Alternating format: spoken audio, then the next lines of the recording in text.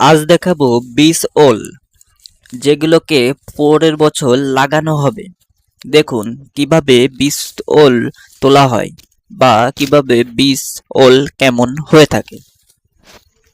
অনেক জায়গা একে বিভিন্ন রকম নামে ডেকে থাকে। কোনো জায়গা ওল বা বাক তরকারি বলে থাকে, আর বীজ ওলকে বলা হয় ওলের চাকি বা বাক তরকারির চাকি। অঞ্চলভেদে এর নাম ভিন্ন ভিন্ন হতে পারে। দেখুন, এই চাকিগুলোকে সামনের বছর পুনরায় লাগানো হবে এবং এ থেকে সামনের বছর 4 থেকে 5 কেজি ওজনের একটা ওল বা বাক তরকারি হয়ে থাকে। ভালো লাগলে চ্যানেলটি ফলো করবেন এবং লাইক কমেন্ট করতে ভুলবেন না। ভিডিওটি দেখার জন্য ধন্যবাদ।